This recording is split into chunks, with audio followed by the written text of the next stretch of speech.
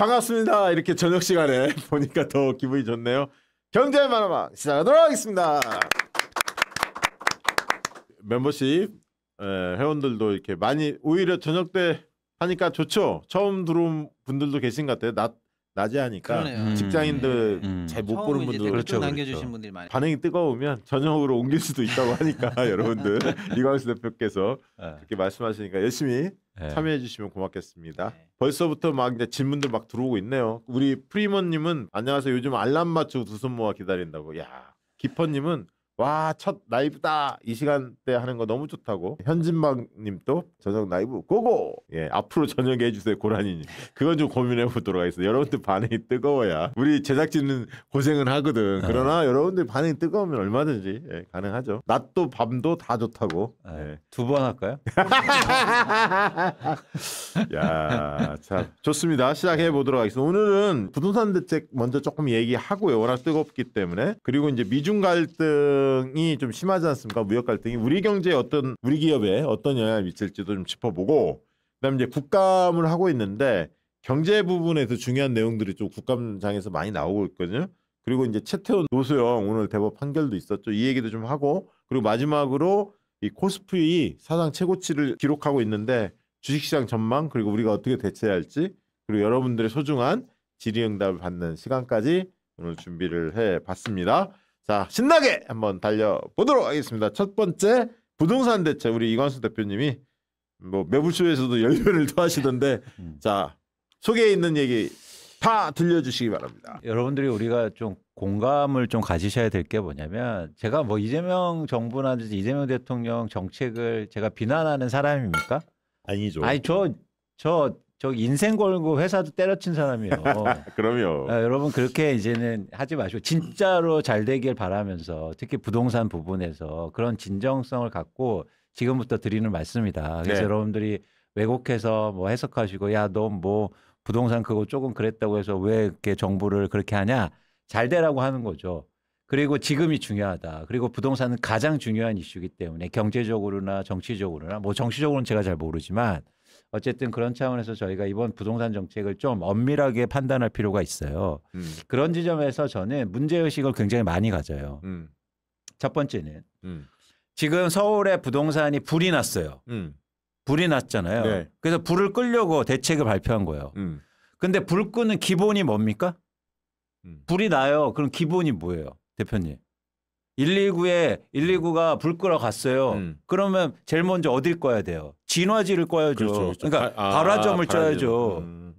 그게 핵심이에요. 맞네요. 그게 기초라고요.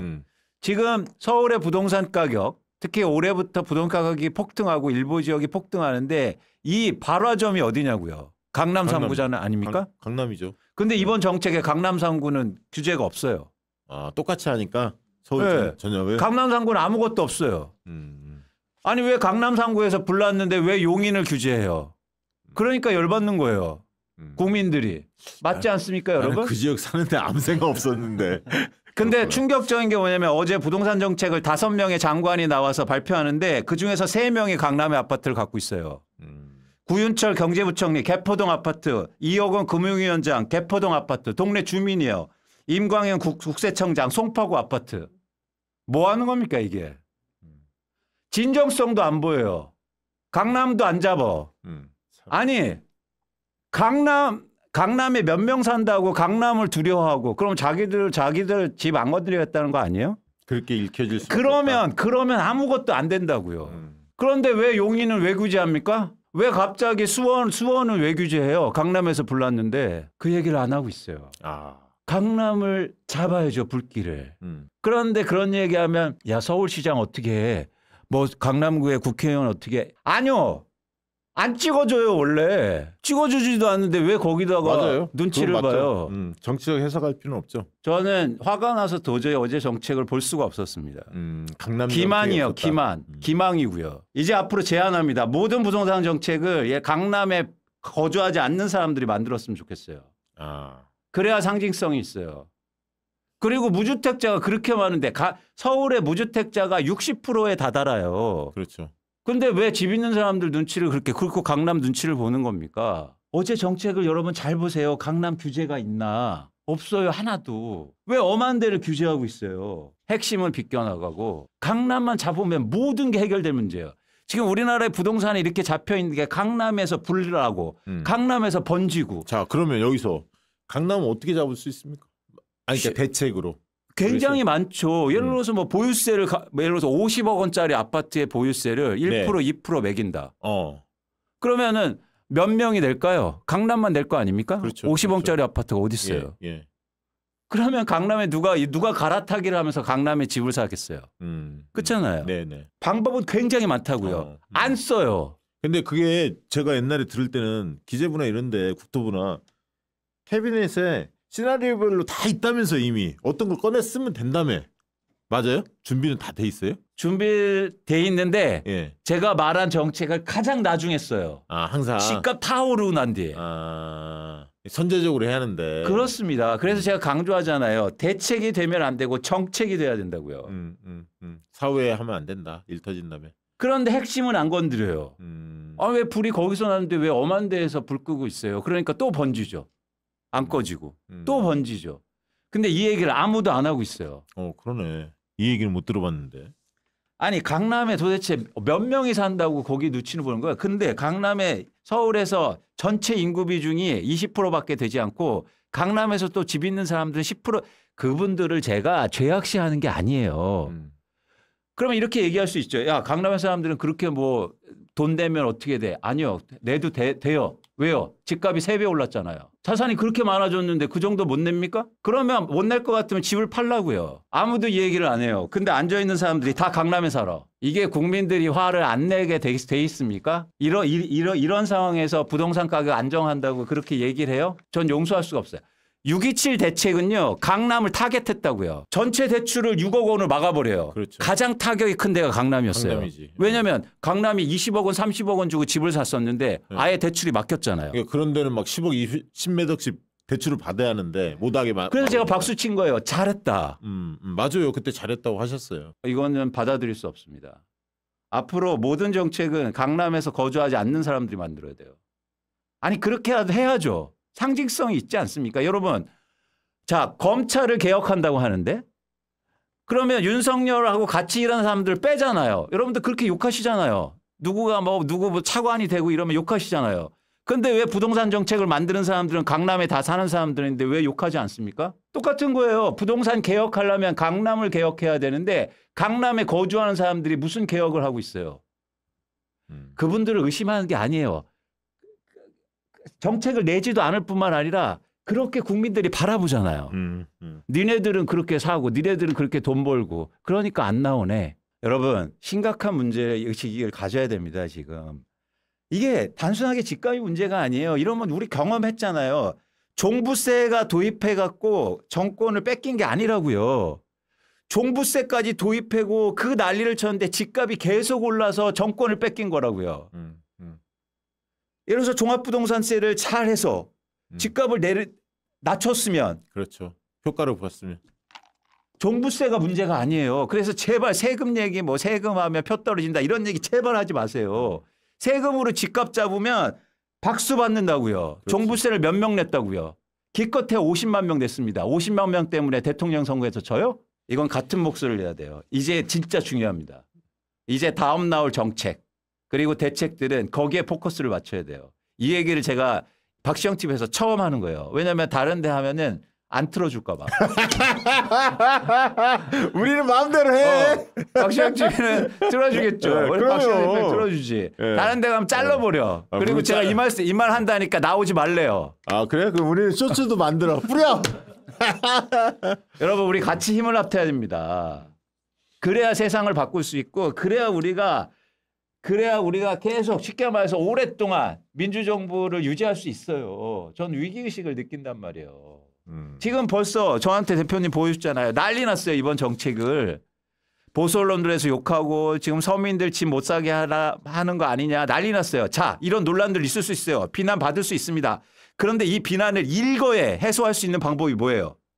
집값이 떨어지기 시작하면 끝난 거예요. 그렇죠. 그렇죠. 그러면 집값 떨어질 수 있는 정책을 내야 될 거 아니에요. 그거는 강남을 잡는 겁니다. 그렇지. 강남이 잡히면 당연히 떨어지지. 그렇죠. 그러면 누가 갈아타기를 해요? 그렇죠. 지향점이 없어졌는데. 예. 여러분 우리가 한 목소리를 내셔야 돼요. 근데 여러분들이 좀 아셔야 할 게 어. 이광수 대표 어떤 사람들 그러더라고. 네가 하지 막 이런 식으로 비아냥거리던데 이광수 대표가 아니 생각하는 시켜줘야 하죠. 아니 그러지 마. 경제 말아먹 해야 돼. 뭘 시켜줘. 아니. 시키기를. 아니 그리고 저한테 제가 뭐 국가에서 돈을 받습니까? 뭐를 받습니까? 아니 제가 알기로는 정부에서 또 알만한 분들은 이광수 대표의 의견을 많이 청취를 해요. 또 보내기도 하고. 근데 아까 있던 이광수 대표가 그런 여러 가지 그 정책들에 대해서 조언한 것들이 반영이 잘 안 된 거죠. 예를 들면 그 핵심적인 부분들이 있었을 텐데. 아니 사실 연락을 드렸죠. 제안하고 음. 제가 대선 때도 공약 만들어서 제가 이렇게 선거본에 제출하고 부동산 정책 해라 그랬더니 그냥 저한테 나온 답변이 세금으로 집값 안 잡는다. 부동산 정책은 없어. 공약 없었잖아요. 부동산 공약. 여러분 다 좋습니다. 그래서 우리가 정권을 잡았잖아요. 이제 놓지 말아야 된다고요. 그러면 부동산이 중요하단 말이죠.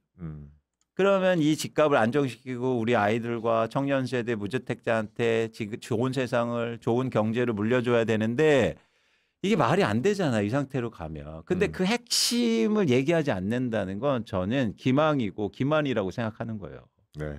네. 네. 그래서 여러분 우리가 같이 목소리를 내셨으면 좋겠고 제 진심입니다. 이 얘기는 처음 드리는 거예요. 그러니까 딱 들리네. 어제 매부쇼에서는 안 했어요. 이 얘기를 했어요. 안 하시니까 이광수 대표님이 가지고 있는 보관이 뭐지? 사람들이 이제 여기 궁금증이 있었는데 오늘 시원하게 말씀을 해주시니까 이해가 딱 됩니다. 그래서 이건 뭐 박시영 대표님 믿고 제가 책임은 내가 질게. 제가 앞에서 화살을 많이 이렇게. 오늘 사실은 이제는 모초에서 많이 연락이 왔어요. 왜냐하면 정리해서 한 번 더 말해달래요. 누가 그래요? 여기에서도 그렇고 이제 또 정리해서 보고한다고. 그래서 예. 제가 이제 남아 있는 거 박시영 대표, 박시영 TV밖에 없다. 박시영 TV 잘 보고 잘 전달해라. 그래서 제가 말씀드린 거예요. 그래서 언제 방송하냐요. 그러니까 오늘은 녹화니까 오늘 생방인데 여러분 드시는 거 생방이고 이제 녹화니까 금요일 저녁 7시에 나온다. 그래서 꼭 다 보게 하겠다. 대통령실 관계자들 많이 보시겠네. 아니 제가 진심으로 저는 욕심이 없습니다, 여러분. 진심으로요. 전 잘 되길 원하잖아요. 여러분 같이 우리 한 마음이지 않습니까? 그러면 팁을 한 두세 개만 더 줘요. 그럼 강남 잡을 방법 생각하는 거. 아까 이제 근데 이게 왜 안 되냐면 뭐 이게 예를 들어서 100만 명이 보고 이러면 이 작전이 노출되잖아요. 그렇구나. 제가 정책의 핵심 뭐라고 말씀드렸어요? 아무도 예상하지 못할 때. 그렇죠. 팍 올라간다. 그렇죠. 그렇기 때문에 이걸 말씀드리면 안 그러네. 돼요. 이 양해를 구해 주시고 여러분. 따로. 근데 맥락은 이해가 됐고. 아니 제가 진심으로 여러분 그래서 최소한 우리 구독자분들, 우리 회원분들은 함께 해주셨으면 좋겠다. 응원해 주시고 그래야 우리가 또 힘도 내고 뭐 욕 저는 두려워하지 않습니다. 제가 얼마나 많이 욕 먹겠어요. 근데 그거보다도 이렇게 이제는 세상을 바꿀 수 있다. 저는 우리가 힘을 합치면 그게 우리가 여의도에서 여러분 응원봉 흔들면서 우리가 만들어낸 제가 이광수 호위무사로 나서겠습니다. 저한테 욕을 하시고 광수쌤은 욕하지 마시고. 고맙습니다. 좋네요. 네. 자 부동산 대책 잠깐 짚어봤고 미중 무역 갈등이 최근에 약간 뭐 트럼프가 폼 좀 잡다가 히트리고 뭐 어쩌다 꼬리 팍 내리던데 뭡니까 이거? 이거 뭐 짧게 정리하면은요. 중국이 먼저 일단 선빵을 날렸다고 보는 게 맞는 것 같아요. 그럼 중국은 또 미국이 나를 건드렸으니까 그렇지 이렇게 서로 탓하기 시작하면 끝도 없이 올라가잖아요. 그러니까 그건 이제 한번 끊고 요 최근의 문제는 일단 중국이 선빵을 날렸다 이렇게 봐야죠. 히토류 관련해서 수출 통제 조치를 발표했어요. 9일 날. 근데 기존에도 히토류 통제 조치를 하고는 있었는데 7종의 물질에 대해서 하고 있었는데 추가로 5개를 늘렸어요.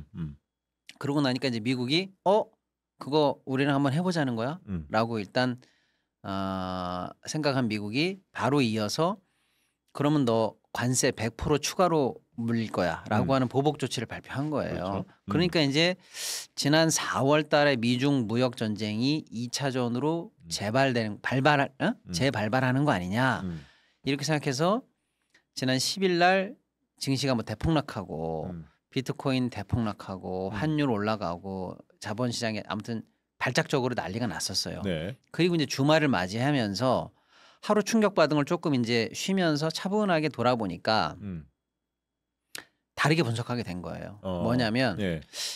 중국이 히토리오 수출을 통제를 발효한 게 아니구나. 그럼 뭔데? 앞으로 내 허락을 받아 서수출해라고 해서 없던 조치가 생긴 건 맞지만 당장 내일부터 조치 발효. 니네 히토리오 못 구할 줄 알아. 이건 아니구나. 즉 칼집에 칼 넣고 칼집만 보여준 거구나. 살짝 꺼냈구나. 이렇게만 일단 그러네라고 생각한 거고 미국을 보니까 4월 달에 야 너 중국 너 관세 얼마큼 맞아? 그랬더니 중국이 우리도 그럼 맛보복. 그래 그럼 난 묻고 따블. 따따블 이렇게 계속 올라갔었던 때가 있었어요. 근데 그때 이제 서로 의미 없는 수준까지 너무 올라가고 나니까 야 우리 이런 건 의미 없지 않니? 그러면서 둘 다 합의하에 유예하자. 그리고 협상 좀 하자. 이렇게 지금 돼 있는 상황이거든요. 그 유예한 기간이 만료 기간이 11월 10이에요. 10. 근데 이번에 트럼프 대통령이 야 너 100% 추가로 맞을 줄 알아? 라고 하면서 조치 발효 예고일을 걸었는데 그게 11월 1일이에요. 그러니까 어차피 11월 10 안에는 뭔가 딜이 걸리긴 걸려야 됩니다. 근데 그래봤자 9일 땡긴 거네? 그러니까 이것도 뻥카 아니야? 라고 하니까 양측 다 칼집에 칼만 슬쩍 보여준 거지 빼서 휘두른 건 아니구나. 그러면 여기서 트럼프가 좀 손해본 거 아니야? 이미지상 보면? 그렇죠. 별거 없네 트럼프. 그러니까 결국에는 이거는 지금 당장 서로 찌르겠다는 게 아니라 삿바싸움 하는 거구나. 그렇죠.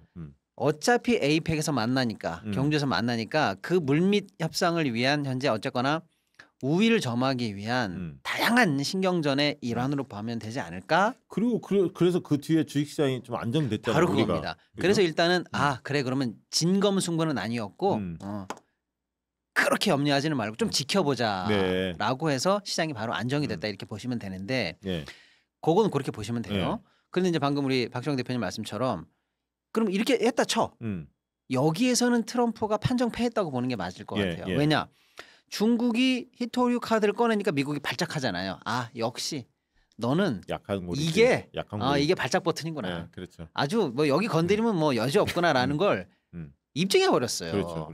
그리고 세게 불렀는데 보니까 블러핑이 한 달 뒤야.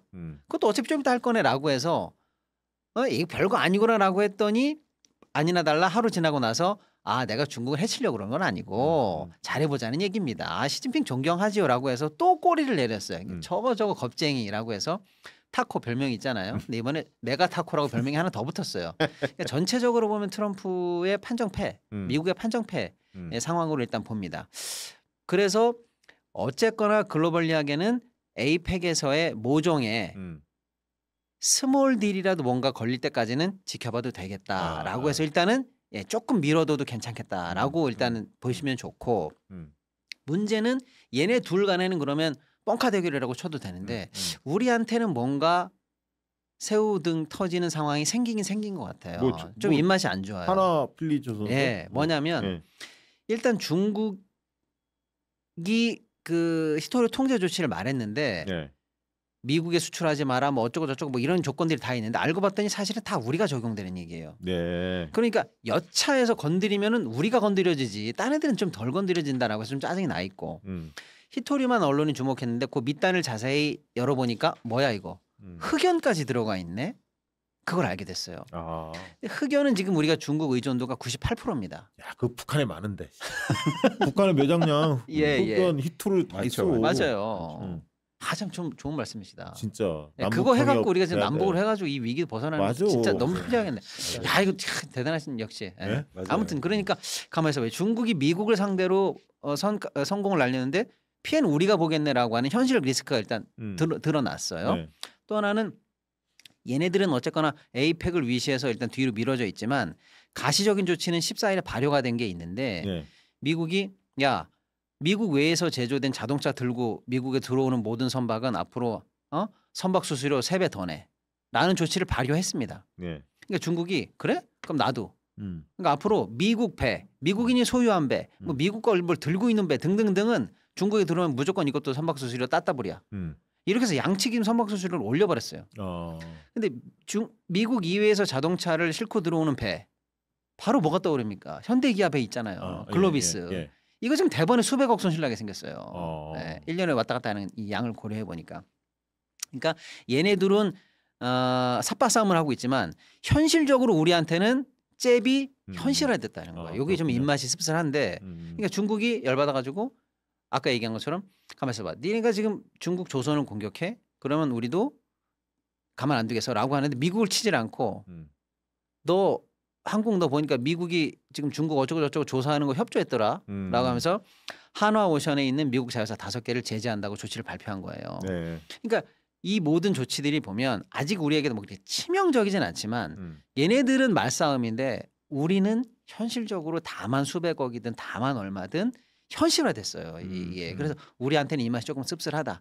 결론은 어쨌거나 에이펙에서 모종의 스몰 딜 이상의 뭔가가 이루어져야 된다. 그리고 질 것 같다. 그러니까 어쨌거나 세계의 시선이 경주로 모이고 있다. 여기서 잘 해결해야 된다라는 거고 이렇게 되지 않으면 우리가 진짜 새우등 터지는 신세가 될 수 있다는 리스크한 상황은 많이 좀 노출이 됐다. 지금 이렇게 보시는 게 맞을 것 같아요. 트럼프 뭐 1박 2일 얘기 나오던데 네. 그 뭐 저 관세 협상 그 에이펙 때 어쨌든 네. 마무리될 가능성도 약간씩 나오더라고요. 네네네. 근데 뭐 우리로서는 뭐 손해 보면서 할 필요는 없잖아요, 사실. 네네네. 우리는 지금 장관 셋이 갔죠 지금 오늘 미국에. 다 쫓아갔어요. 네. 그래서 지금 긍정적인 뉴스도 조금 나오고 있고 뭐 다시 희망을 끄는 뉴스도 같이 나오고 있어요. 미국 애들은 다 기대 안 한다 이런 얘기도 우리가 동시에 나오고 있어요. 좋아. 그게 잘하고 있는 거죠, 사실. 그렇게 가야 돼. 저 가서 예를 들면 이제 블루팀 역할하는 쪽도 있고 레드 역할하는 팀도 있고 이렇게 좀 왔다리 갔다리 하고 있는 것 같아요. 근데 지금 뭐 정확하진 않지만 3,500억 불 내놔라 이거잖아요, 처음에는. 근데 이제 우리는 직접 투자는 5% 정도밖에 생각 안 했어. 그렇지. 나머지는 보증, 민간 투자, 뭐 신용공여 이런 거지. 어떻게 우리가 3,500억 불을 내놔. 직접 투자는 5% 이상 안 돼. 강도지. 이렇게 얘기했는데 그리고 우리는 통화사업 안 하면 돈 못 내놔. 나라 흔들려. 이렇게 얘기해서 지금 나오고 있는 얘기들을 이제 추정컨대 그럼 직접 투자 5% 해라. 이거는 일단 있을 것 같고 나머지 현금으로 줘라. 나머지는 니네가 원화로. 늘리는 것만큼 그러면 통화사업 해주면 되는 거야? 요런 식의 요런 식의 제안들이 조금 오고 가고 있는 것 같다라고 일단 추정만 해보겠습니다. 네네네. 자 알겠습니다. 자 광고 하나 하고 이제 국정감사 부분하고 여러분들 관심 있는 게 또 주식 상황일 테니까 코스피 얘기를 좀 심도 깊게 좀 들어가 보도록 하겠습니다. 먼저 광고의 요정이죠. 이광수 대표가 하루이님 홍삼. 하루이님 홍삼. 예, 하루이님 홍삼 한 달 남은 2학기 기말고사 한 달도 남지 않은 수능 시험 골든타임 이때입니다. 자녀들은 지치지 않고 잘하고 계십니까? 수험생들에게 지금 막판 스퍼트 타임 하루하루 피로 회복이 제일 중요합니다. 하루인 홍삼은 피로 회복에 특효가 있습니다. 홍삼, 녹용, 치매약이 등 공진단 컨셉입니다. 피로 회복으로 잘 알려진 홍삼이 식약처 기준 2배 6mg, 원기 회복 특효 침향과 녹용도 하루 16mg, 지구력 성분 옥타코사놀이 20mg, 에너지 면역력 성분 비타민 B군과 아연이 고함량으로 구성된 복합 영양제입니다. 만성 피로라고 생각하시면 기존 비타민과 함께 먹어도 좋습니다. 액상 홍삼, 액상 비타민, 역한 맛 때문에 힘들어하는 자녀들 많으시죠? 매번 먹일 때마다 넘기기 힘들어하는 자녀들 때문에 부모도 스트레스입니다. 하루임 홍삼은 작은 알약이라 냄새가 없어 건강식품 못 먹는 아이들도 잘 먹습니다. 이런 고민이 있으신 부모님들은 제품 구매평을 꼭 확인 바랍니다. 현재 네이버에서 수험생 피로회복, 고등학생 영양제, 고3 영양제, 만성 피로 영양제에 많은 분들이 검색하고 구매하고 계십니다. 네이버에서 보시는 것처럼 실제로 첫 페이지에 이렇게 검색하면 맞아요. 제일 먼저 검색되고 그리고 가장 많이 구매되고 있다고 합니다. 소비자들의 만족도가 높다는 얘기죠. 예, 가격은 홍삼, 녹용, 치매약이 든 보약의 10분의 1, 6개 구매 시 32,000원, 11개 26,000원 꼴. 2학기 기말고사 수능 수험생에게 막판 뒤집기 힘을 주세요. 아래 고정 댓글 링크를 클릭하시거나 네이버 쿠팡에서 하루인 홍삼을 검색해 주세요. 이게 막판 뒤집기에서 되게 힘든데. 힘든데. 진짜 재밌는데. 진짜 있어요. 본인 경우입니까? 네. 저는 이제 학력고사를 네. 봤잖아요. 네. 대표님도 그렇고 사실 이건 약간 그런 게 있잖아요. 네. 막판에 열흘, 보름, 막 한 달. 그렇죠. 자, 하루임 홍삼 광고 들어봤고요. 마저 하나 광고 더 하고 토크 이어가도록 하겠습니다. 코즈 두부 베개 이거. 아니 근데 이거는 제가 한 말씀 드릴게요. 이거 우리 집에서 맨날 이거 몇 개월째 지금 사용하고 있는데. 저번에 주셨잖아요. 네. 맞아. 네, 근데 제가 한 번도 못 뺐어요. 그래요? 왠지 아세요? 왜요? 제 아들이 뺏어가서. 우리 아들들 이거 베고 자는데. 근데 너무 편하죠. 너무 편해 안 주지. 그래서 이거 2개 더 샀어요. 그래요? 저희 부부 뵈려고. 그런데 우리 집도 계속 지금 여러 개. 아니 여러분 진짜 드리는 말씀이야. 제가 광고하려고 하는 거 아니에요. 진심으로. 이거 너무 잘 나가. 이게 왜 좋으냐면 엎드려 잘 때 좋아요. 엎드려 자고 맞아. 다 좋아. 엎드려 잘 때 이게 보니까 또 저한테 좋다고 생각한 게 엎드려 자면 가장 큰 걱정이 뭔지 아세요? 편하긴 한데 주름 생기잖아. 이거 안 생긴대요. 안 생겨. 그다음에 이게 얼마나 재밌는 줄 알아요? 베개를 베고 자다 보면 잠자리 왔다 갔다 하는 사람들은 베개가 따로 놀거든. 그리고 옆으로 가 있거나 막 밑으로 가 있거나 막 이러잖아. 이거 딱 잡아줘. 자리. 맞아. 이게 굉장히 특이한. 진짜. 베개야. 왜냐면 사춘기 애들이 되게 민감하잖아요. 근데 제 아들이 안 듣는 거 보고 이건 진짜 좋은 거다. 그래서 저 주문해서 2개. 근데 배달이 좀 늦어요. 너무 잘 팔. 그 얘기 그 얘기가 배달이 안 돼. 자, 여러분의 수면 건강을 책임질 특별한 베개 소개해 드릴게요. 바로 수면 전문가가 실제로 2년 동안 설계하고 개발한 그 코즈의 두부 베개입니다. 이 제품이.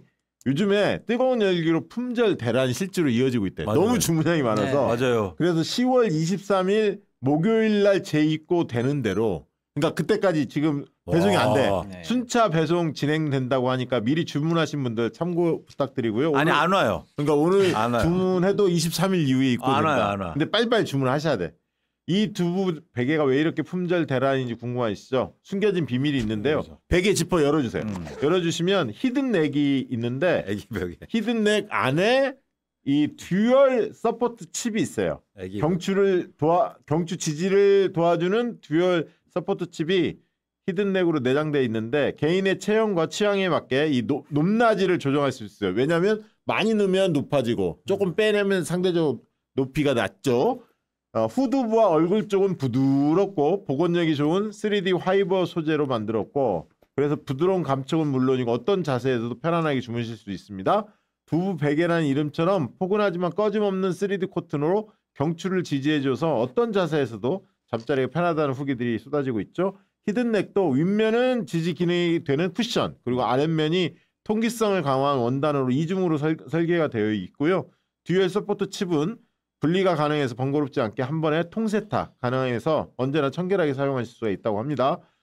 코즈의 두부 베개의 포근함을 지금 최대 56% 특별가로 만나보실 수가 있다고 합니다. 한정 판매하고 있고요. 박시영 TBS만 진행하는 이벤트인 베개 커버. 이 베개 커버도 아울러 증정해드립니다. 이거 좋아요. 커버 같이 하면 이렇게 돼 있습니다. 커버. 이렇게 커버 이렇게 돼 있습니다. 커버되어 있고 잠자는 시간 무조건 편안하게 만들어주는 작은 혁신 여러분의 아침을 더 가볍게 더 산뜻하게 선물해 드립니다. 두부개 베개 꼭 한번 이용해 보시면 좋을 것 같습니다. 진심으로 오늘 제가 오늘 저녁에 이거 녹화했다고 했잖아요. 그래서 아내한테 박시영 TV가 그랬더니 뭐라는 줄 아세요? 뭐라고? 빨리 버개 좀 빨리 안 되냐. 배송 베개 배송 빨리 안 되냐. 너무 안 온다고. 맞아. 26일. 힘 좀 써달라고. 근데 안 돼. 23일이다. 23일. 빨리 해달라고 할게요. 걱정하지 마세요. 알겠습니다. 그 정도는 뭐 해야지. 힘 좀 써야지. 자, 국정감사 얘기도 좀 주실래요? 경제 부분 관련해서 뭐 여러 얘기가 나왔던데 국민연금 얘기도 나왔다면서요? 네. 뭐 지금 우리가 또 질문도 받고 해야 되니까 많은 얘기를 할 수는 없는데 여러분 좀 많이 관심 가져주세요. 경제 관련해서도 근데 지금 정치가 너무 중요한 얘기들이 쏟아지니까 제가 그냥 정리해드리는 것만 보세요. 그러면 이재명 대통령 취임 100일 때 기자회견할 때 아마 그 말씀을 했던 거 여러분 기억하실 거예요. 국민연금을 왜 우리 시장에 투자 안 하는 거지? 그렇지. 라고 하면서 이제 본질을 딱 짚은 질문을 하셨어요. 그동안 국민연금이 우리 시장에 투자 안 하는 이유가 자기네들이 뭐라고 얘기하냐면 조만간에 연금이 이제 들어오는 돈보다 나가는 돈이 많은 쉽게 말하면 이제 지출이 많은 적자 구간에 좀 있으면 들어간다. 그게 얼마 안 남았다. 이 네. 얘기를 하면서 그러면 이제 나가는 돈이 많기 때문에 지금 있는 이 원본 재산을 팔기 시작해야 되는 구간이 곧 도래한다. 그러면 우리 주식을 많이 갖고 있을 때 자기네들이 팔아야 되면 팔고 파니까 시장이 떨어지고 떨어지니까 남아있는 자산도 가치 평가액이 더 떨어지고 쉽게 말하면 지금 만약에 연금이 100원 있으면 10만 원어치 10원을 판다 그러면 남은 게 90원이 아니라 평가액이 떨어지니까 80원까지 떨어진다. 그러니까 이게 계속 하락 악순환이 이어질 게 뻔하기 때문에 예. 그 충격이 싫어서 우리는 투자 안 한다. 이런 이상한 핑계를 대면서 지금까지 투자를 안 해왔습니다. 이게 이상하다고 이재명 대통령이 이제 지적을 한 거죠. 예. 저도 100% 공감을 하고요. 왜냐하면 그때까지 그럼 가만히 있을 거냐. 가만히 있다가 맞으나 올라가나 맞으면 똑같은 건데 이 상황을 고정 변수로 보고 있다는 게 웃긴다는 거예요. 막말로 얘기해서 지금 1700조인데 1700조 두드려 맞을 건 가만히 있다 두드려 맞으면 1000조까지 떨어지죠. 예를 들어서. 예. 근데 지금 너가 사기 시작하면 3000조까지 올라갈 수도 있어요. 그렇지 않습니까? 그러니까 예. 저 코스피 얼마나 좋아. 그럼요. 국장이 투자해야지. 그럼요. 너가 사서 올릴 수도 있는 거고 뭐 조작하라는 게 아니고요. 거품기라는 게 아니고요. 이럴 수도 있고 얼마든지 더 유용하게 대책을 할 수 있는데 이런 논리 하나만 믿고 지금까지 국내 주식시장 비중을 계속 줄여왔고요. 그리고 국내 주식시장에서 가치를 올리기 위한 실질적으로 자기네들이 행동할 수 있는 게 얼마나 많아요. 네, 네. 5% 이상 지분 갖고 있는 게 이번에 조사했더니 293개나 나오더라고요. 코스피에 있는 것만 해도. 예. 걔네들 관련해서 지배구조 개선하고 실적 개선하라고 하고 하려면 얼마든지 할 수 있는데 그런 조치는 안 하고 안 산다라고 하고 계속 국내 비중을 줄여가는 걸로 전략 결정을 했습니다. 이걸 지금 바꾸자는 얘기죠. 예, 요거를 이제 지적을 했더니 엊그제 국정감사에서 네. 적어도 보건복지부 장관 정의 장관이 중장기적으로 어쨌거나 포션을 바꿀 수 있도록 검토를 시작하겠다라는 얘기를 했다. 이거는 거예요. 상당히 의미 있고 이거는 대통령의 강력한 의지가 예, 있는 그리고 거예요. 여러분들이 이걸 아시고 이걸 계속 밀어붙여야 됩니다. 그러니까 정은견 장관에게 예. 적극적으로 이거 빨리 해라라고 맞습니다. 예. 압박을 해야 돼. 이거는 압박을 해야 돼. 예, 이게 아무튼 큰 소식이고요. 예. 또 하나는 이제 배당소득 분리과세인데 예. 저희가 이제 많이 다뤘지 않습니까? 예, 예. 근데 이게 하반기에 굉장히 중요한 모멘텀인데 그렇죠. 기재부가 좀 실망스러운 기재부안을 만들어냈었거든요. 저번에 그랬잖아요. 예, 네. 그래가지고 이거 고쳐야 된다 했는데 또 고집 부리면서 저번에 우리 뭐였죠? 저 거래세하고 뭐지? 시끄러웠던 거. 갑자기 지난번에 예. 그 저 그거요. 대기업 아니 그러니까 50억 예, 기준. 대주주 기준. 이것도 빨리 바꾸면 그만이고 어차피 바꿀 거. 계속 시간 끌다가 박스권에 한 달 넘게 우리 한 달이 그렇죠. 뭐야? 한 달 반 거의 2달 갇혀놓게 만들었거든요. 그거하고 이제 이 배당 같이 같이 나왔었죠. 예. 예, 배당. 그래서 요거 수정해야 된다 했는데 혹시 고집 부릴까봐 기재부 세제실 애들이 또 지네들 고집 부릴까봐 고민했는데 일단 장관이 제로 베이스에서 검토하겠고 국회가 정해주는 대로 하겠다. 그래요. 국회가 잘 하고 있어 지금. 네, 라고 했기 때문에 잘 방향을 잡고 있어.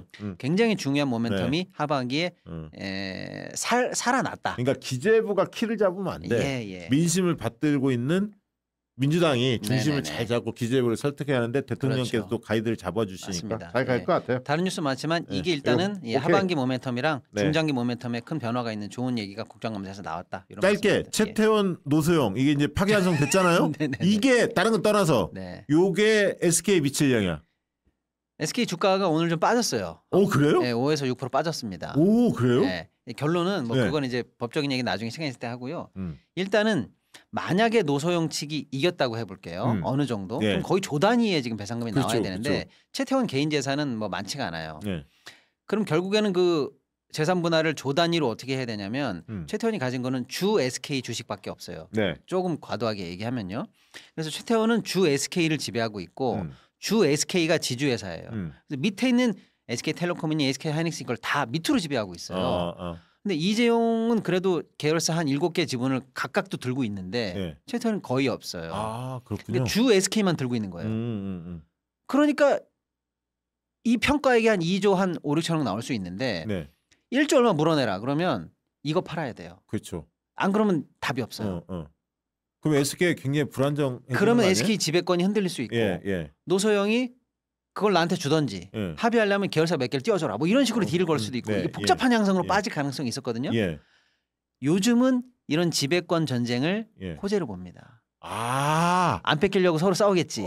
맞아. 그때 고려한 막 이런 게 그런 거였지. 맞아. 재미있는 변동성이 팍 생길 수 있는 거죠. 근데 오늘 기준으로 일단 대법원 판례는 노소영이 당시에 300억을 노태우 아무튼가 만든 비자금으로 이쪽에 흘려보냈을 가능성이 높고 이건 뇌물 아니냐. 그건 불법이다. 그러니까 그건 청구 못한다. 그건 상식적으로 판단은 맞아. 뇌물인 거는 사실 딴 거 떠나서. 일단 그런 논리가 일단 오늘은 나왔습니다. 그래서 일단 오늘은 완패했다고 봐야 돼요. 재산분할 관련해서. 그럼 뭐예요? 아까 우리가 잘하면 SK 지배권이나 이런 부분에 노이즈가 생길 수 있다라는 그 기대 심리가 기대 심리가 소멸됐죠. 소멸됐네. 그런 측면이 좀 크고. 그러네. 그러니까 아예 뻔하게 끝났네. 그러니까 이거를 분석하는 사람이 정반대 해석할 수 있잖아. 최태원 쪽이 안정화 됐으니까 SK 올라가겠네 이렇게 생각했는데 아니라는 거지. 그거는 어제나 오늘이나 똑같아졌다는 거고. 그치.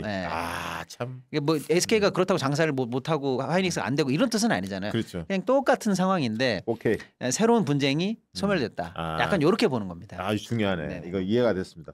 코스피 3,700을 벌써 넘어서 우리가 4,000 내년 지방선거 때 4,000을 목표로 한다 했더니 4,000이 그 전에 연말에 올 수도 있겠습니다. 지금 어떻게 돼가는 겁니까 이게 도대체? 그러니까 제가 요거 이제 말씀드리기 전에 이제 국민연금 잠깐 코멘트 드릴게요. 이제 국민연금이 시장에 들어오기 시작하면 이제 완전히 양상이 달라지게 될 겁니다. 그러면 이 코스피가 더 빨리 오를 수도 있어요. 그러니까 4,000 가겠다니까 연말에. 그래서 저희가 일종의 대응을 해야 되는데 지수에 대해서 더 관심을 좀 가지실 필요가 있고요. 특히 국민연금이 갖고 있는 종목 수가 그렇게 많지 않아요. 대형주 중심으로 갖고 있죠. 근데 이제는 더 살 때는 어떻게 하겠습니까? 이미 투자한 데를 늘리는 게 유리하죠. 그럼 연금 입장에서도. 그렇잖아요. 그래서 우리가 이제 예를 들어서 종목 투자를 할 때도 국민연금 이제 지분율을 잘 보실 필요가 있어요. 그러니까 이미 국민연금이 꽤 보유하고 있는 그 종목들을 유심히 보면 그쪽에 더 돈을 넣을 가능성이 있다. 그렇죠. 그리고 이건 개인적으로도 제가 이제 가끔 강연에서도 말씀드리지만 개인적으로도 그래요. 제가 국민연금 펀드 매니저예요. 근데 이제는 뭐 예를 들어서 2조 원 집행해라고 저한테 돈이 왔어요. 그러면 어떤 주식을 사겠습니까? 속속들이 좀 알잖아. 내가 이미 투자한 종목들은. 근데 막 새롭게 공부하고 막 회사 탐방하고 이러면 안 되잖아요. 잘못되면 걱정하지. 근데 그 중에서도 이거 엄청난 팁이다 오늘. 이미 투자한 대 종목에서도 예를 들어서 지분율이 막 15% 이상이야. 할 수 있습니까? 부담스럽잖아요. 연금이 막 20% 들고 있으면 그 회사 어떻게 해요? 그래서 국민연금이 7%에서 6%, 8% 들고 있는 걸 잘 보세요. 오, 팁이다. 자, 국민연금 6에서 8% 들고 있는 종목들을 눈여겨봐라. 그러면 이제 썸네일 나왔어. 썸네일. 그러면 국민연금 펀드 매니저가 투자하라고 돈을 나한테 줬어요. 그러면 이거 더 사야겠다. 아마 한 5분 정도 있으면 아마 우리 시청자들 중에서 6에서 8% 들고 있는 종목들을 한 10개, 20개 쭉 올릴 거야. 그러니까 저희가 방금 이광수 대표님이 했던 말씀해 주셨던 요 꿀팁은 저희가 돈 받고 하는 강연에서 하는 건데 그냥 해. 오늘 예를 들면 여러 가지 있잖아요. 그러니까 이걸 꼭 추천한다는 건 아닌데 뭐 어떤 분들은 오늘 급등주 따라하기, 뭐 따상주 따라하기, 뭐 외국인 거래량 탑5 따라하기, 뭐 이런 아무튼 이런 식의 매매 패턴 재밌는 것들 이렇게 막 공부해 보시는 분들 많잖아요. 근데 그런 거는 그때그때 변동성이에요. 유행 같은 거예요. 그렇지. 그런데 그나마가 아니지. 이건 말이 되는 이런 매매 꿀팁이 뭔냐면 연금 따라하기. 그렇지. 이거는 적어도 실패는 없어요. 그렇지. 저거 질문 바로 왔어. 만사형통님이 국민연금 오늘 현재 보유 지분율은 어떻게 보나요? 24년도 것만 보이는데 이렇게 의견 주셨어요. 네, 뭐 기사도 치고 공시도 치면 나오는데 제가 이제 요 말씀만 드리려고요. 근데 너무 재밌는 게 엊그제 이제 분기 공시가 나왔는데요.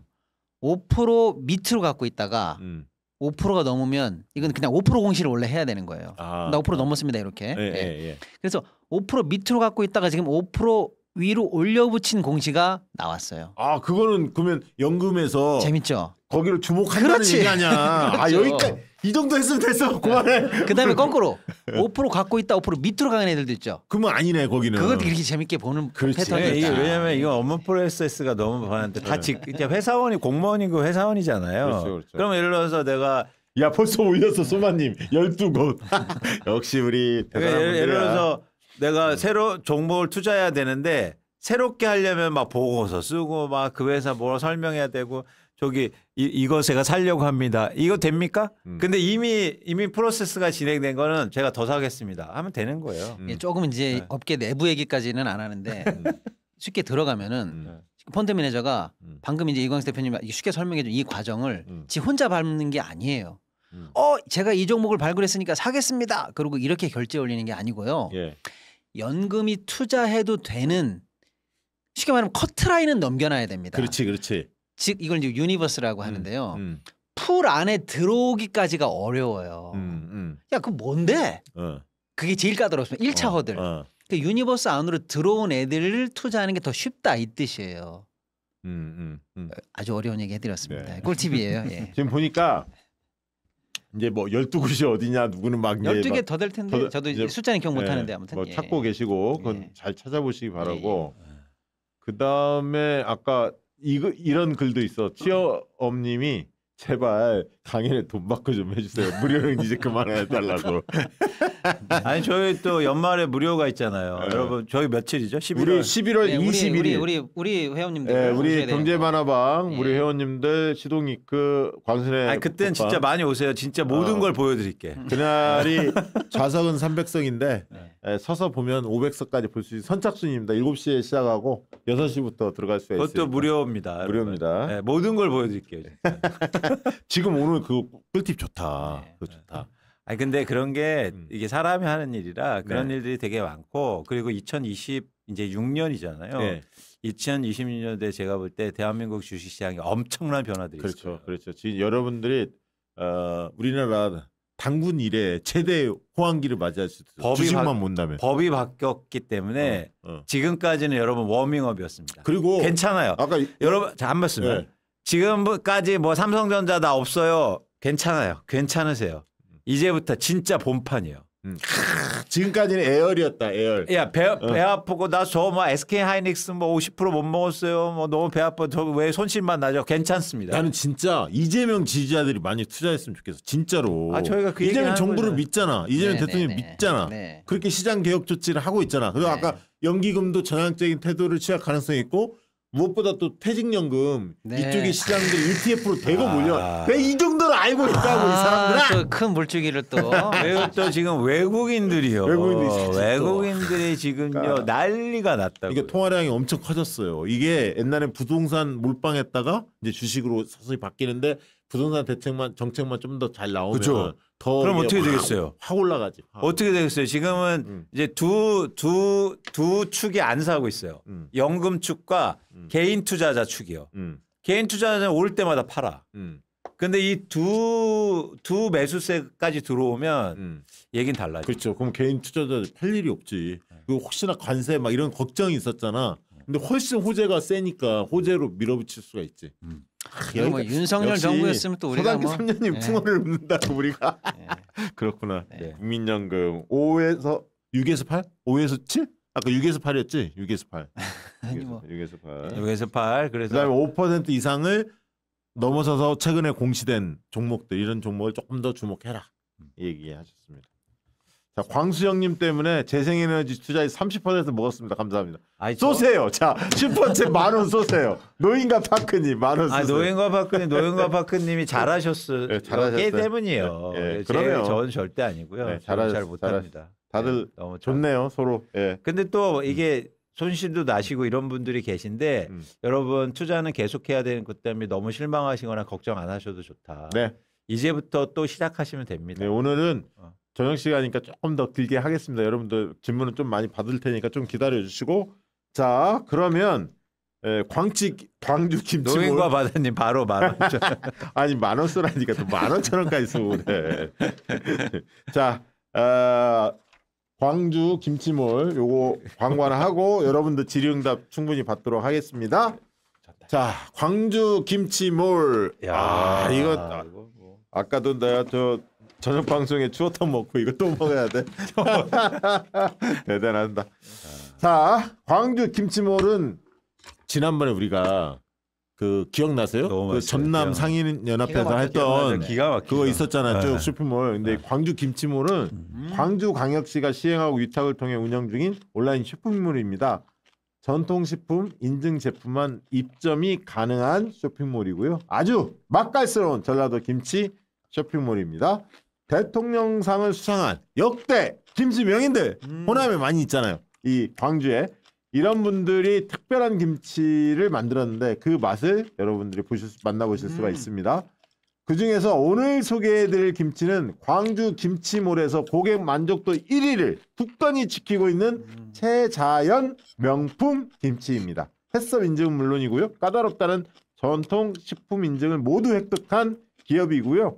과군주 김치 명인이 직접 담근 프리미엄 명품 김치입니다.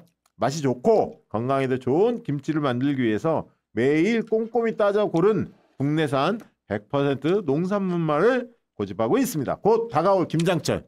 김장철이야 좀 있으면 미리미리 맛보시고 가격 상승 전에 구매하시기를 강력히 추천드립니다.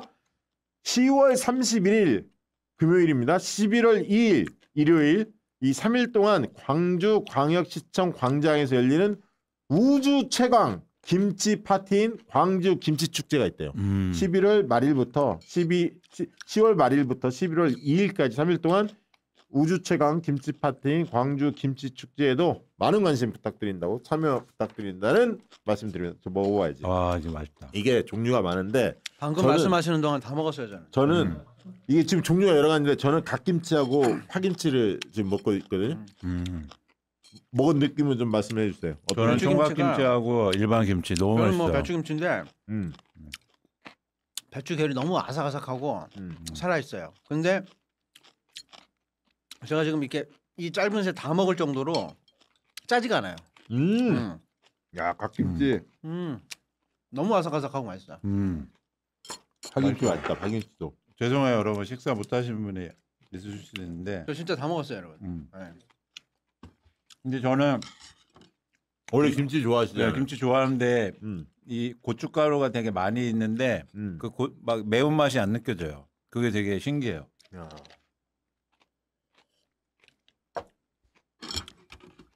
진짜 명인이 만든 김치 맞는 것 같습니다. 맞네. 아, 예, 예.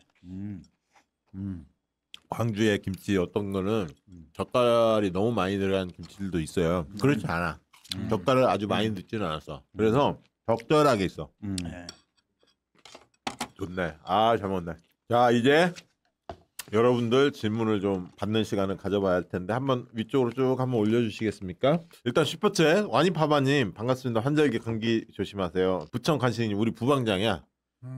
오픈 채팅방에 살려주세요. 명절까지 이래저래 일 버리느라 돈을 너무 많이 써서 돈 벌어서 채워놔야 안 쫓겨나요.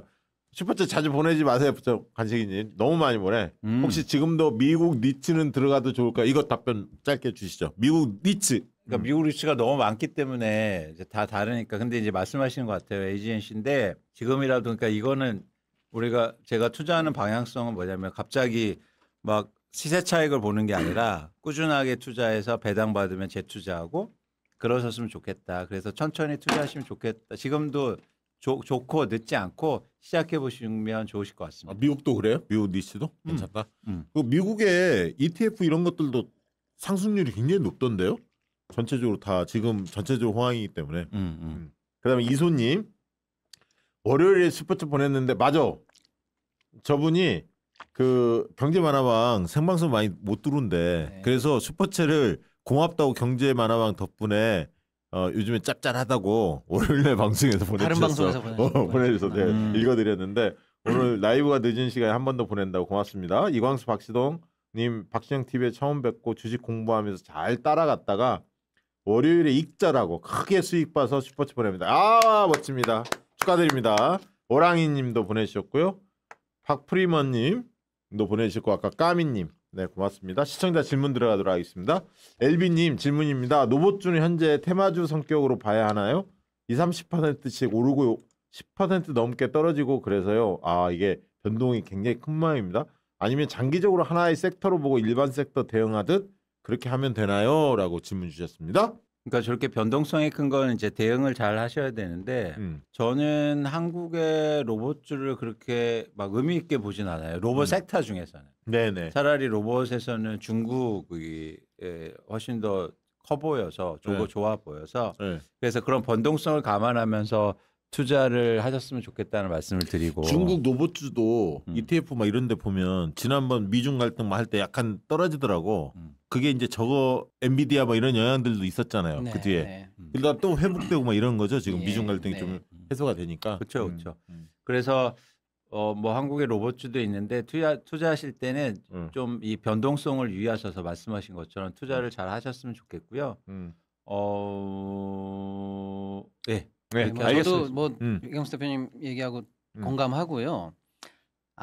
워낙에 미중과 우리의 격차가 좀 커요. 그리고 정부가 일단은 그래도 주요한 테마로 생각해서 투자도 하고 하겠다고 하니까 국가적으로 보면은 버릴 섹터는 아니죠. 그렇죠. 그리고 당연히 이제 각광 받아야 되는 섹터고.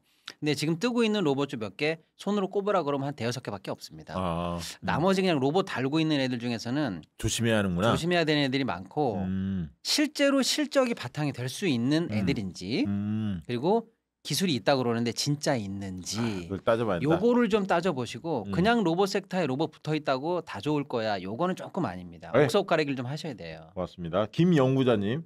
일주일 전부터 삼성전자, 미래에셋증권 소액씩 꾸준히 넣을 생각입니다. 그런데 추가 매수는 언제 하면 좋을까요?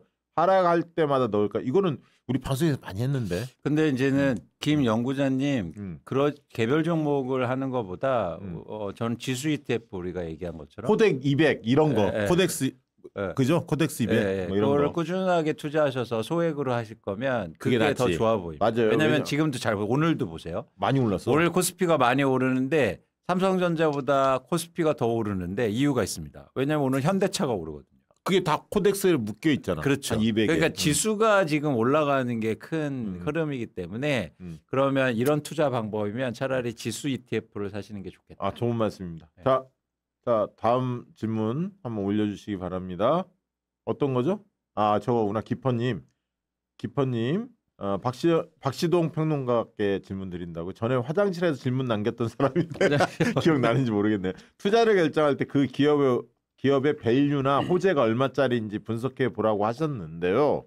증권사의 세계에서 개발하고 있는 바이오주의 가치를 평가할 때 어떤 방법을 쓰시는지요? 회계에서는 시장가치법이나 이익 접근법으로 접근하는데 DCF의 이원 확률을 가중하는 RNPV 방식을 많이 쓰는데 같은 방식이 이분은 수준이 높네. 근데 우리가 알 수 예를 들어서 없는 이제 저런 질문을 하실 정도 되시는 분은 저한테 물어보실 필요가 없을 것 같은데. 통과. 네, 근데 이제 핵심은 이거예요. 예. 그래서 뭐 무슨 방법을 써가지고 이 호재가 그러면 뭐 10조짜리다, 5조짜리다 이렇게 나왔다고 쳐요. 그러면 어떡할 건데? 이게 중요해요. 그러니까 저렇게 어려운 계산법을 아시든 저런 얘기까지 하시는 것까지는 좋은데요. 그걸 했다고 하실 수 있다고 칠게요. 그러면 제가 사실 말씀드리는 거는 그 앞단에 저 정도 되시는 분들은 그 앞단의 얘기가 더 중요해요. 예를 들어서 뭐 주식회사 박시영 제약에서 뭐 무슨 알약을 개발해 가지고 이게 터진대. 그렇게 터지면 시장가치법이나 이렇게 계산해 가지고 뭐 현금 할인해 가지고 지금 얼마짜리 호재니까 그 호재를 반영하면 지금 주가보다 뭐 PR을 몇 배 곱해 가지고 이게 얼마까지 갈 거야.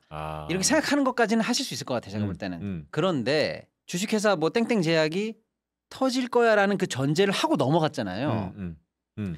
저 정도 되시는 분들은 그게 진짜인지 아닌지를 보셔야 됩니다. 그게 가짜가 많고 바이오주의 특히 예. 거기에 핵심이 있다. 이렇게 좀 그러니까 그 옥석을 가려볼 줄 알아야 하는구나. 예. 좋습니다. GN3님 연금으로 장기 투자할 경우에 미국 국채 10년과 30년 중에 어느 곳으로 적립 매수하는 게 나을까요?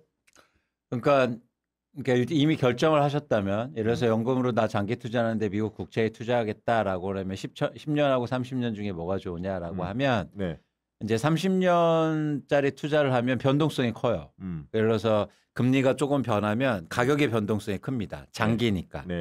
반면에 가격 변동성은 10년물이 상대적으로 더 덜한 거죠. 그래서 안정적인 투자를 원하시면 10년물이 더 좋아 보입니다. 네, 고맙습니다. 소마님 슈퍼챗 보내주셨고요. 9시 오전 10시 손가락 고정시키면서 따라가고 있다고 다들 성투해요 라고 댓글 남겨주셨고요. YK팡님은 1년 전부터 덕분에 열심히 배워서 점점 투자에 눈을 뜨고 있다고요. 감사하다는 말씀 주셨습니다. 자, 다음 소주님. 대표님들 항상 고생하십니다. 늘 찾아보며 응원하고 있어. 질문도 드릴게요. SM 목표했던 매수 금액까지 다가왔고 손절매 10%가 턱끝까지 차올랐는데 너무 일찍 들어갔던 건가 싶어서 연말까진 지켜보면 떨어질 때마다 하루에 한 주씩 주워 담고 있는 거 이렇게 해도 괜찮을까요? 라고 물어보셨습니다. 저게 좀 그건데 지금 현황이 이래요. 주가가 왜 빠지냐면 지금 중국주들이 빠지고 있는데 그러니까 약간 최근에도 중국이 한국을 대상으로 해서 뭐 한화옥션이라든가 아니면 기타 하면서 약간 소비재 관련된 이슈들이 좀 있거든요. 예. 그래서 호텔 신라도 많이 빠지고 뭐 SM도 마찬가지고 그런데 뭐 예를 들어서 저는 하반기로 갈수록 뭐 분위기도 좋아지고 중국과도 관계도 좋아질 거라고 예상을 하는데 에이펙 다음으로 이후로 근데 중요한 건 뭐냐면 일단 10%가 빠지면 손절매는 하는 게 맞아요. 그게 원칙이었잖아요. 그렇죠. 그래서 10%가 빠지면 아무리 많이 잃었더라도 일단 팔고 다시 오를 때 사는 걸 추천드립니다. 맞아요. 그 원칙은 지켜라. 그래서 그러니까 예를 들어서 어렵죠. 하반기에 뭐 오른다는데 지금 왜 팔아? 그러면 이제 두 가지 선택이거든요. 뭐냐면 더 이상 사진 마세요. 근데 더 좋은 방법은 팔고 다시 오를 때 산다. 맞아요. 이걸 지키시면 좋으실 것 같습니다. 네, 오랑이님 금은 채굴량도 점점 줄어들고 중장기로는 너무 확실한 투자처라던데 전망 좀 해달라고. 미장 금 ETF하고 있습니다. 금은요. SPDR. 금은요. 제가 볼 때 가장 큰 리스크가 있어요. 어떤 리스크입니까? 중국이 팔기 시작하거나 아니면 미국의 중앙은행이 팔기 시작하면. 금을? 네.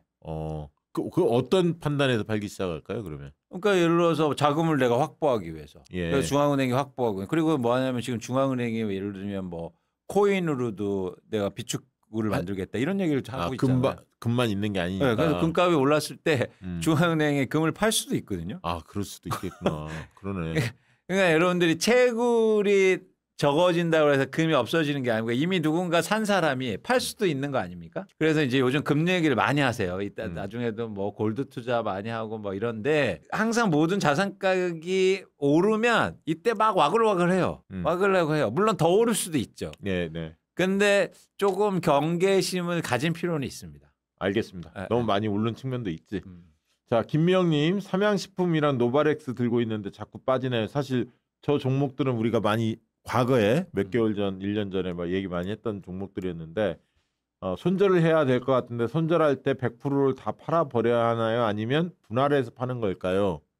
이제 그 전에 이제 좀 올랐겠죠. 근데 최근에 빠지니까 어떻게 해야 하는지. 뭐 일단 손절을 하시는 때는 100%를 다 파셔도 되고 분할해서 파셔도 되는데 저는 이제 그게 일반적인 건 없고 금액에 따라서 다르겠죠.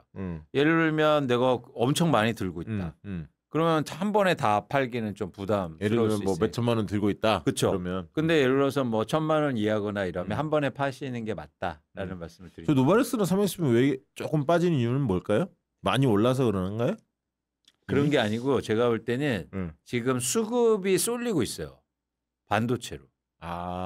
그러다 보니까 그동안 올랐던 거에서 특히 개인 투자자를 중심으로 해서 팔고 차라리 반도체 이게 일종의 포모 바잉인데 여러분들 똑같이 느끼지 않으세요? 그러니까 뭐냐면 야 반도체 막 오르는데 나만 없어.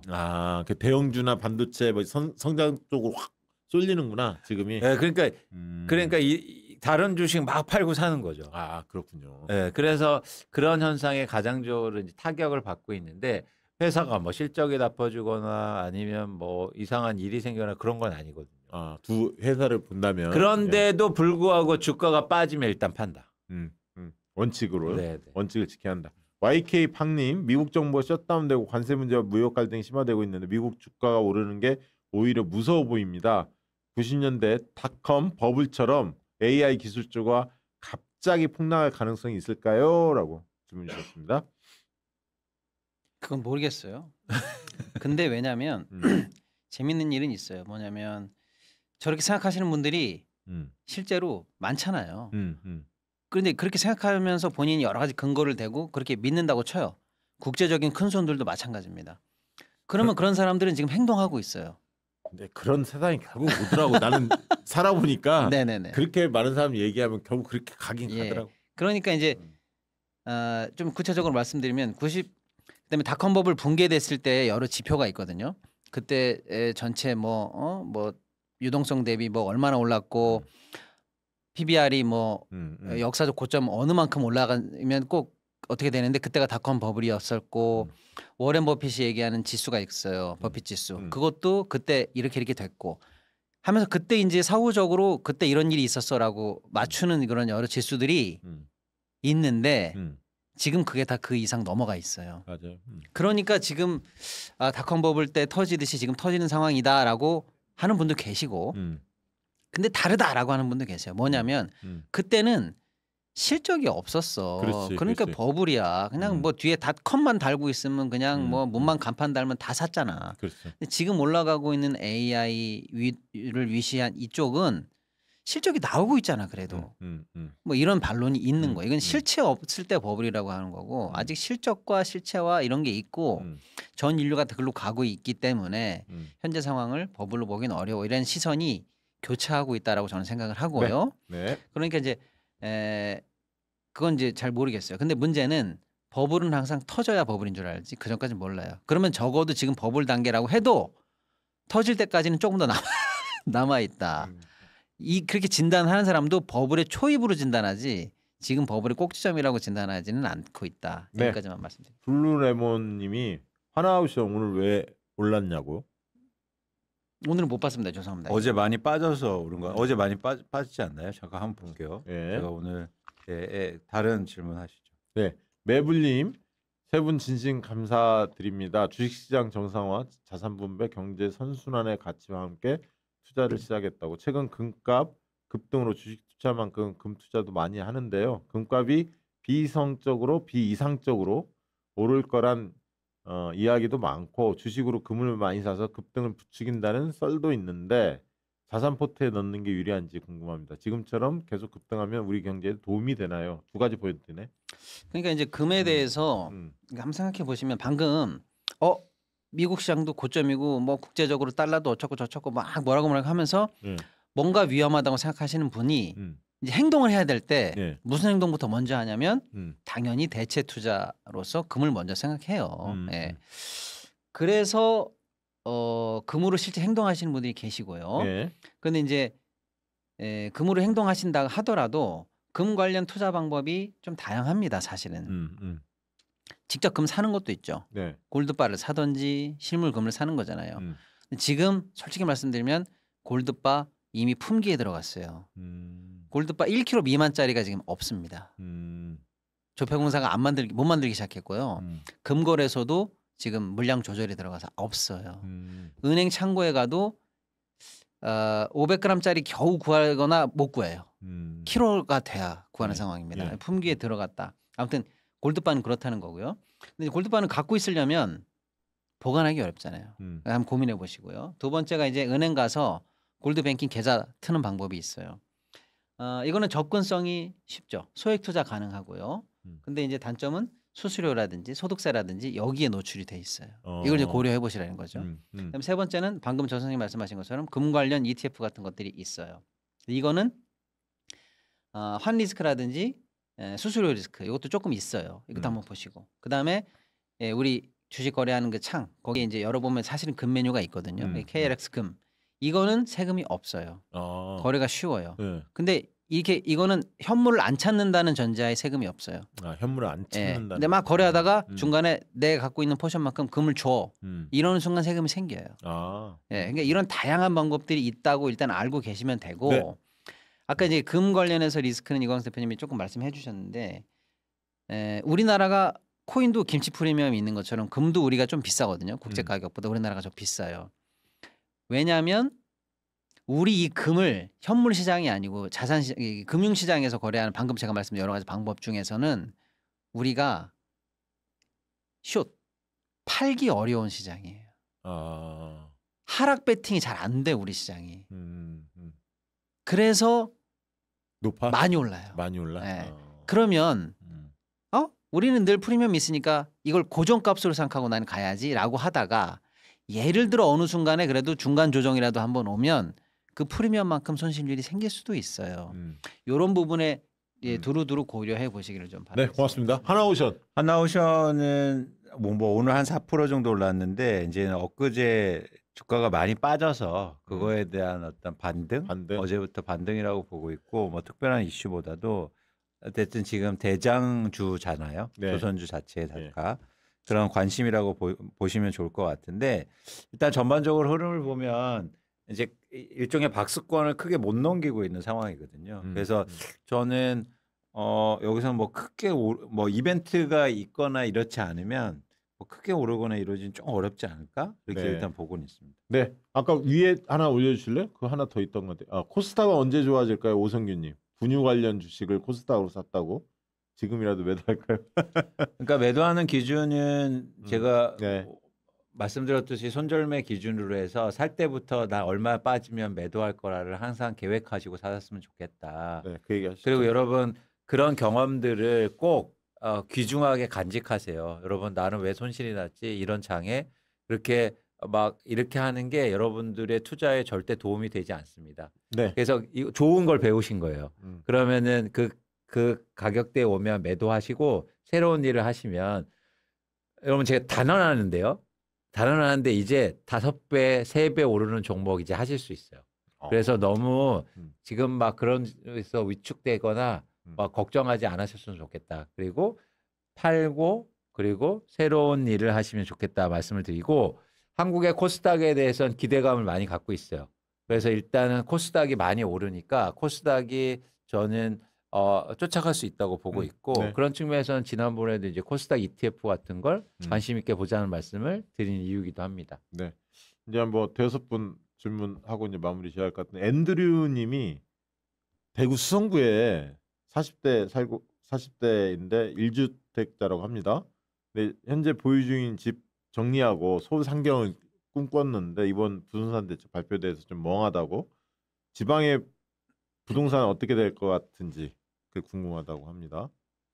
그러니까 이렇게 서울의 부동산이나 수도권의 부동산 가격이 출렁이고 계속 오르면 지방 부동산은 회복될 수가 없어요.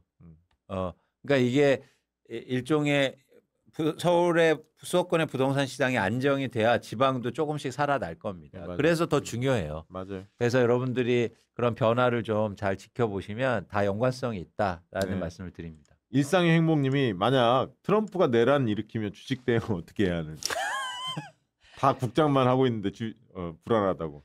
다 국장하시니까 더 좋아.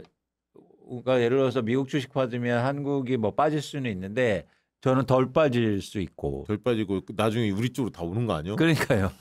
그러니까 지금 그런 움직임이 있거든요. 네. 그래서 외국인 투자자들이 막 한국 오면은 엄청 좋을 수도 있으니까. 예, 네. 좋습니다. 이현숙님 저거. 한미반도체 공매도 5% 남짓인데 이 지점을 어떻게 봐야 할까요? 공매도 맞아 그런 분들 계시죠? 하는 분들. 그것도 개별 종목이라 제가 조금 보고 다음에 좀 말씀드릴게요. 예. 훈민정 코덱스 200가 수익 20%가 넘었는데 너무 조금 가지고 있는데 더 사도 될까요? 아니면 기다렸다 더 사야 하나? 더 사세요. 그러니까 개별 종목보다도 우리가 더 지수를 살 때는 이제는 전략을 좀 바꾸셔야 되는데 수익률이 중요하지 않아요. 이제는 절대 금액이 중요합니다. 그렇지. 그렇죠. 그러니까 내가 예금 막 이렇게 넣는 걸 차라리 빼서 저쪽에 투자하는 게 낫지. 그러니까 무슨 얘기냐면 뭐 저 코덱스 뭐 지수 투자해서 20% 수익 났어요라가 중요한 게 아니라 이제는 10% 나도 얼마 갖고 그렇죠. 10% 나도 그게 뭐 예를 들어 1,000만 원 갖고 있는 사람보다 3,000만 원 갖고 있는 사람이 더 센 그렇죠. 거고. 그래서 이제는 한국의 주식 시장을 투자하고 특히 지수를 투자하고 오를 때는 할 때는 규모를 늘리는 투자 방법이 좋겠다는 말씀을 드립니다. 네, 줄리아고님 챗 GPR 때문에 SK 하이닉스, 삼성 모두 오르는데 왜 SDS는 안 오르나요? SDS? 아니 일단은 뭐 사업이 다르잖아요. 하이닉스는 반도체 만들어서 세계 1등 가는 거고. 맞아, 삼성도 그렇고. 예, 근데 지금 걔네들은 지금 비현실적인 주문이 쏟아지고 있다는 뉴스가 계속 나오고 있잖아요. 말도 안 되는 얘기들이 확실히 계속, AI가 뜨니까 같이 가는 거죠 지금. 그렇죠. 그다음에 이제 엄밀히 말하면 세계적으로 지금 수요를 받느냐 마느냐는 어마어마한 호재 속에 있는 그룹들이고 SDS는 우리 안에서 이제 데이터 센터 관련한 얘기들 호재를 받는 거고 그건 아직 독점적인 선정이 아직 안 됐으니까 소재를 다르게 보셔야 되겠죠. 내가 저거는 답변할 수 있을 것 같아. 훈민정우님이 반도체 하나도 없는데 직접 종목이 나올까 아니면 코덱스 반도체 ETF가 나올까요? 후자가 나은 거 아니야? 개별 종목이 나와요? 뭐 개별 종목이나 저거는 반도체 ETF는 거의 비슷할 것 같은데? 그럼 뭐 삼성, SK 하이닉스 뭐 이런 중심일 거 아니야. 지금은 둘 중에서 고르라면 반도체 ETF가 좋아 보여. 그러니까 제가 잘 찍었네. 서멀 치쿠현님 이분 오래간만에 보네. 365님 오랜만에 질문 드린다. 제 집사람도 올 7월부터 투자 중인데 남해화학 남해화학 남북 경협주죠. 하도 많이 들어서 알았어요. 알고 있습니다. 노바렉스 대성홀딩스 10% 이상 손실이라는데 어떻게 해야 할지 물어보네요. 그럴 수 있어요. 시미스코어님 근데 그 투자하시는 건 다른 건 어떠신지도 궁금하기도 한데 어쨌든 10% 이상 손실이라면 손절을 하는 겁니다. 맞아. 원칙은 지켜야지. 네, 그리고 이제는 두 가지만 말씀드릴게요. 그 다음에 이제 저 종목들이 다시 오를 때 투자하시면 돼요. 네. 그래서 그러니까 물론 뭐 근데 계속 해야 됩니다. 저게 경험이 돼야죠. 그래서 여보 당신이 하면 손실만 나 이제부터 하지 마. 라고 하면 안 되고. 그렇지. 그래서 다시 한번 생각하시고. 약간 자신 없으면 ETF 하시는 게 지금 더 나은 것 같아. 그리고 시몬스커님이 하시는 종목이나 이렇게 같이 하시면서 하시면 좋겠다는 말씀을 드립니다. 고래밤님 얘기는 아까 답변이 된 것 같아. 노보 종목 아까 이야기했으니까 넘어가도 될 것 같고. 치어엄님이 지금 삼성전자 더 들어가도 되나요? 55,000에 너무 조금 사서 코덱스 200, 타이거 200 눌림목 기다리다가 쳐다만 보고 있었는데 이제 들어가도 되나요? 의견이고요. 조선 잘 되면 철강도 잘 될 거라 생각해서 현대제철 샀는데 철강 사람 어떻냐고. 현대제철 말고 더 괜찮은 다른 철강 나은가요? 있나고. 그리고 태양광 풍경 너무 많아. 한두 가지만 답변해 주세요. 너무 많아. 질문이. 근데 이제 그러니까 이제 반도체 얘기 많이 했으니까 조선 잘 되면 철강 잘 된다. 지금 조선 잘 되기 시작한 지 꽤 됐는데 지금 철강 안 되잖아요. 철강 회사의 매출 중에서 우리 조선에서 팔아가는 매출 포션이 얼마나 될 거라고 생각해요, 선생님? 얼마 안 됩니다. 압도적이지 않아요. 아파트 이런 데 많이 들어가지? 예.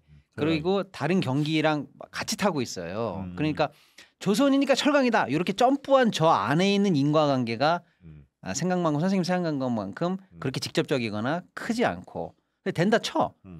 된다 쳐도 현대제철을 샀다. 현대제철 결론. 그러니까 일단 제철, 석유화학 여기는 아직 업황이 회복되기는 좀 멀었습니다. 그러면 회복을 확인하고 들어가셔도 되고 앞으로 엄청 좋아지겠지 지금 바닥이니까라고 기다리기에는 지금 다른 종목이 많이 올라가니까 기회비용이 크다. 당장은 추천 안 드리니까 업황 회복된 다음에 들어가시기 바랍니다. 진짜 삼성전자 그거 물어보고 싶어요. 우리가 10만 원 무조건 넘긴다 그랬잖아. 거의 목전에 왔거든. 97,000원 막 이러잖아요. 근데 이제 뭐 증권가에서는 뭐 11만 원도 막 장담하고 막 이러잖아요. 어디까지 올라갈지는 모르는데 지금 들어가도 늦지 않나요? 이제 그 질문인 것 같아요. 아까 최영님. 일단 삼성전자는 좀 다른 이슈를 좀 보고 있어요. 네. 그 얘기는 호재가 가능성이 있다는 거잖아요. 네. 그러면 이광수 대표 이 정도 얘기하면 업황이 아니라 좀 다른 이슈를 보고 있어요. 그래서 저는 좀 열어놓고 생각하셔도 되겠다. 그렇다고 해서 막 삼성전자를 막 엄청 투자하는 건 아니고 긍정적으로. 그러니까 좀 위를 열어놔도 되겠다. 조금 더 올라갈 가능성이 있다. 이성희님, 금일 제약바이오 중에 코스닥은 저조하고 코스피 종목만 올랐는데요. 그 중에서도 알테오젠 저기 제일 잘 나간 저기 바이오주 중에 하나죠. 1위고 호재도 많은데 3% 가까이 떨어진 것은 재료 소멸인가요? 아니면 건전한 조정인가요? 지금 일단 대한민국의 주식시장이 아주 단기적으로 완전히 좀 꼬였어요. 아. 그러니까 뭐냐면 일종의 반도체로 자금이 쏠리면서 그렇군요. 특히 국내에서 그러다 보니까 특히 개인 투자자들이 그동안 올랐던 거 막 팔고 이제 그 얘기네. 이익 실현하면서 그동안 올랐던 거. 그러다 보니까 이제는 이래서 저런 대형주주들의 개인이 비중이 높은 종목들이 막 변동성이 커진 거예요. 그렇구나. 자, 이걸 중요한 게 기회로 삼을 건가 아니면 조금 더 기다려야 되나? 저는 조금 더 기다려 지켜볼 필요가 있다. 그래서 항상 그런 거예요. 많이 오른 다음에 떨어질 때 사는 게 아니라 올라갈 때. 떨어진 게 이제는 올라갈 때. 그래서 일단 빨리 팔고 그러니까 손절하고 그다음에 이제는 그게 다시 오를 때 사면 되는 거예요. 주식의 가장 큰 장점이 뭐냐? 언제든지 사고 팔 수 있다. 대응하는 영역이다. 그렇죠. 자, 그리고 이제 바이오 회사는 그 다음 프로젝트나 다음번 대형 호재가 언제쯤이냐 이 스케줄을 투자하시는 종목마다 아셔야 되는데요. 얼마 전에 저희가 일단 말씀드린 것처럼 알테오잔 대형 호재가 하나 있었지 않습니까? 그 다음 프로세스 기다리고 계신 게 선생님이 있는지 그걸 먼저 고민해 보세요. 그냥 왜 떨어지냐, 나 어떡하냐 이런 걸 대응하기보다는 그건 당연히 하는 거고.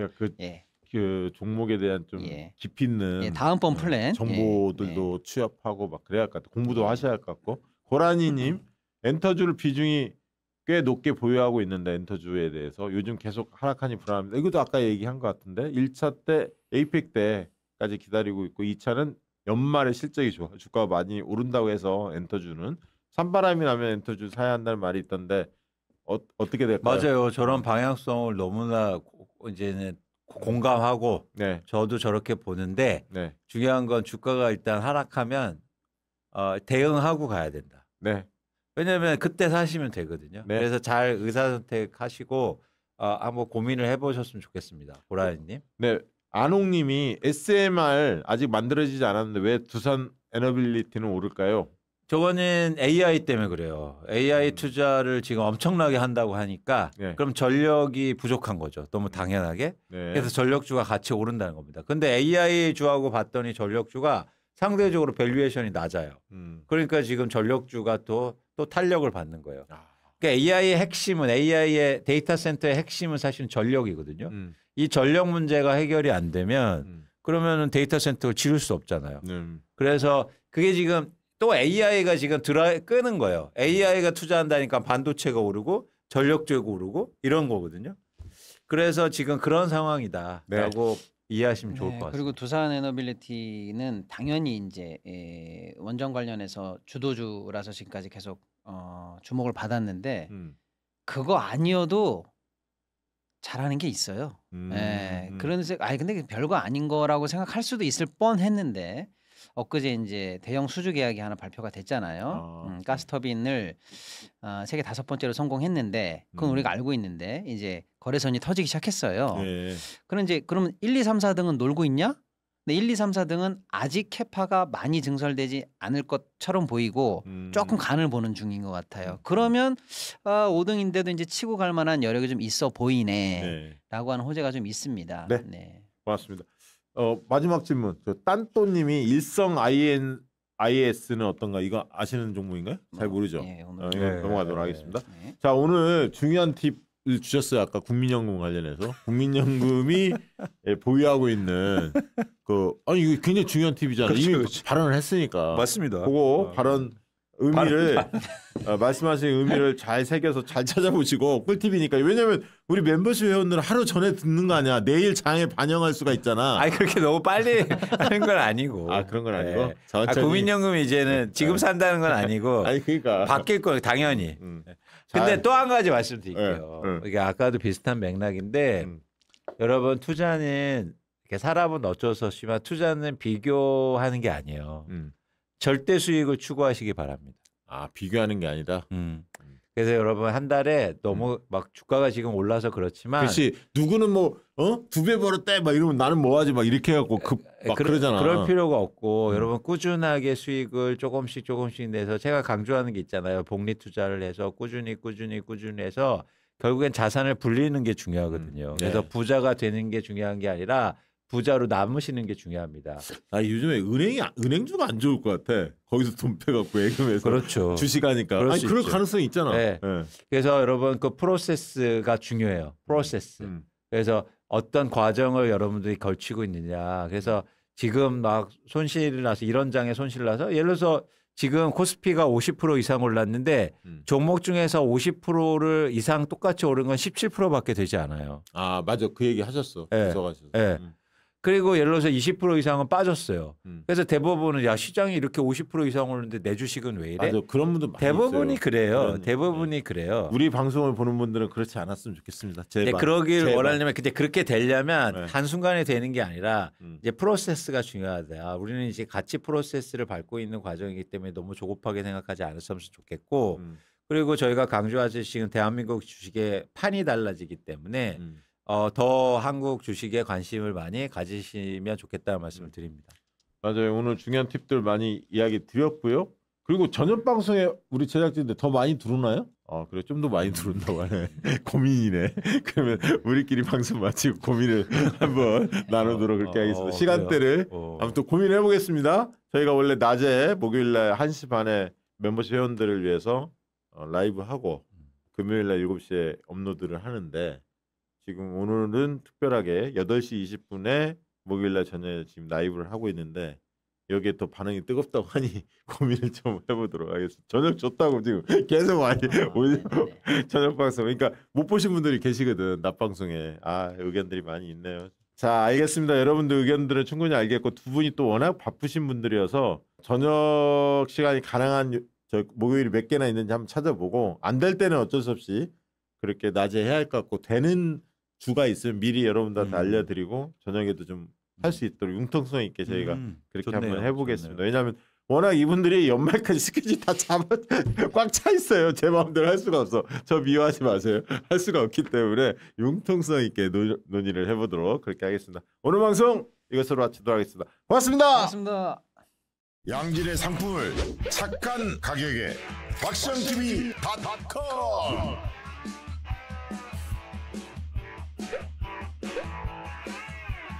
다양한 상품들 식품, 건강, 생활 쇼핑이 구원이다. 박시영TV.com